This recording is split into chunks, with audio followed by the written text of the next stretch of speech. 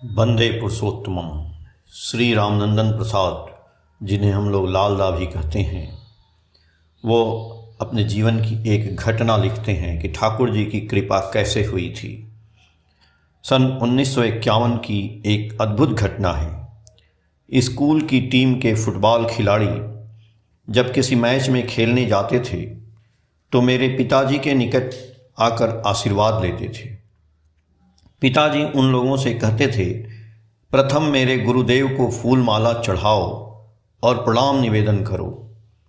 खिलाड़ी लोग उस भव्य तस्वीर के सामने खड़े हो जाते थे और टीम का कैप्टन तस्वीर के सामने माला रखकर सभी खिलाड़ी साष्टांग प्रणाम करते थे। उसके बाद सभी पिताजी को प्रणाम करके बाहर खेलने जाते थे। 1951 में ऐसा एक चमत्कार हो गया कि स्कूल की टीम बहुत सारी टूर्नामेंट का कप जीते थे। एक मैच का रोमांचक खेल को मैंने देखा था, जिसका आंखों देखा हाल मैं यहाँ उद्धृत कर रहा हूँ।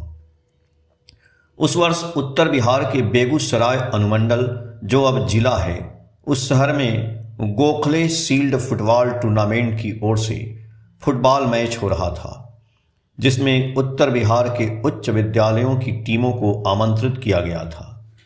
पिताजी के स्कूल तिरहुत एकेडमी की टीम के खिलाड़ियों ने भी इस टूर्नामेंट में नामांकन कराया था। हर मैच में उनका प्रदर्शन बेहतरीन होता था।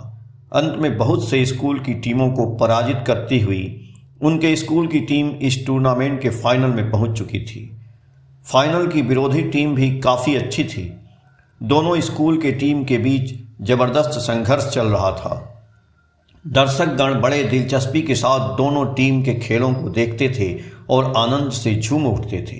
अधिक समय देने के बावजूद दोनों टीमें गोल नहीं कर सकीं। टूर्नामेंट के प्रभारी लोग टॉस के जरिए निर्णय करना चाहते थे, पर वहां के दर्शकगण ने पुनः दूसरे दिन मैच करवाने के लिए प्रभारियों से प्रार्थना की। निर्धारित दिन फिर दोनों टीमों के बीच मैच पुनः आरंभ हुआ। दर्शकों की अपार भीड़ जुटी थी, पर उस दिन भी अधिक समय देने के बावजूद कोई टीम एक दूसरे के विरुद्ध गोल नहीं कर सकी। फिर टूर्नामेंट के प्रभारियों ने टॉस के जरिए निर्णय लेना चाहा, पर दर्शकों की ओर से पुनः घोर आपत्ति हुई। उन्होंने एक दिन और मैच करवाने का अनुरोध किया। पिताजी को जब सारी बातें मालूम हुई तो इस मैच को देखने की उनकी इच्छा बहुत तीव्र हो गई। निर्धारित दिन पिताजी भी शिक्षकों के साथ बेगूसराय पहुंचे। बेगूसराय खेल के मैदान के निकट ही मेरे फूफा जी का घर था। उस समय उनके बड़े भाई साहब वहाँ के मशहूर मुख्तार थे और वे मेरे पिताजी के बहुत निकटतम थे। वे भी खाने पीने के बहुत शौकीन थे। कभी कभी वे छुट्टी में मेरे घर पर आया करते थे तो खूब जलसा होता था। पिताजी उन्हीं के यहाँ ठहरे, पर इस बार उस तरह के जलसा का कोई माहौल नहीं था। अतिथि के रूप में ठहरे और मद्य मांस की कोई व्यवस्था नहीं रही, क्योंकि पिताजी तो सब कुछ छोड़ चुके थे।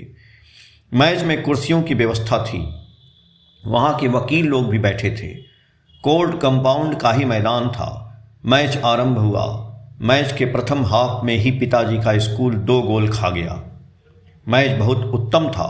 विरोधी दल के खिलाड़ी बहुत जोश खरोश के साथ खेल रहे थे। उस मैच में मेरे पिताजी के स्कूल के 2 अच्छे खिलाड़ी प्रथम हाफ में मैदान में केवल दौड़ते ही रहे। दोनों में एक राइट आउट और दूसरा मिडल सेंटर का खिलाड़ी था।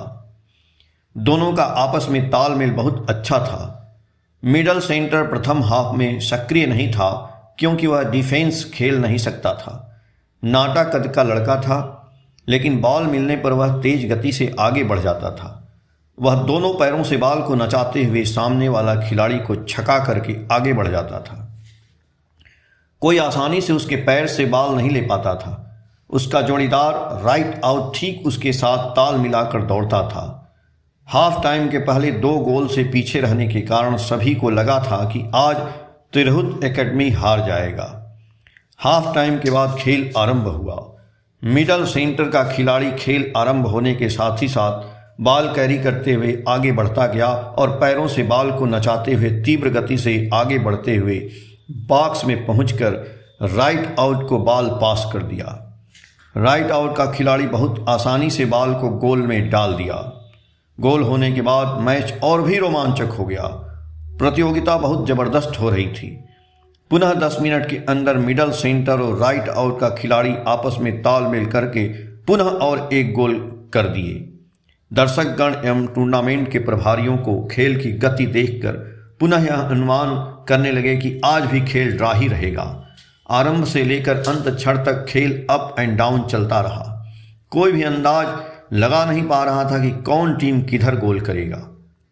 अंत में हठात 1 मिनट पहले पिताजी के स्कूल के टीम का मिडिल सेंटर खिलाड़ी तीव्र गति से दोनों पैरों से गेंद को कैरी करते हुए गोल बॉक्स के नज़दीक राइट आउट को बॉल पास कर दिया। उसने बहुत अच्छा शॉट मारकर बॉल को नेट में डाल दिया। गोल होने के साथ ही साथ खेल समाप्त भी हो गया। मेरे पिताजी के स्कूल टीम का कैप्टन ने प्रेसिडेंट से टूर्नामेंट का ट्रॉफी प्राप्त करते ही उसके मुख से प्रथम आवाज निकली, 3 cheers for Shri Shri Thakur, hip hip hurray. और खिलाड़ियों ने उस आवाज को दोहराते हुए सारे शहर में श्री श्री ठाकुर की जय जयकार करते हुए परिक्रमा की। दूसरे दिन पिताजी फूफा के डेरे में ठहरे हुए थे। वहां आकर कई वकीलों ने मेरे पिताजी से प्रश्न किया, किसी भी स्कूल के टीम का खिलाड़ी खेल जीतने पर स्कूल के हेडमास्टर या सेक्रेटरी के नाम से 3 चीयर्स का नारा लगाते हैं, पर आपके स्कूल के खिलाड़ियों ने 3 चीयर्स फॉर श्री श्री ठाकुर का नारा दिया। ये ठाकुर कौन है? उसके बाद मेरे पिताजी श्री श्री ठाकुर की चर्चा आरंभ कर दिए। इस जीत में स्कूल की टीम के खिलाड़ियों ने श्री श्री ठाकुर का साक्षात चमत्कार ही महसूस किया। ऐसी घटना ने भी मेरे पिताजी के मन में श्री श्री ठाकुर के प्रति विश्वास एवं भक्ति की भूमि को और भी दृढ़ बना दिया। विपदा सोचकर ही घबराए, जानो आपद उसे ही खाए। 7 अगस्त 2019, पेज संख्या 30 और 31 से। जय गुरु।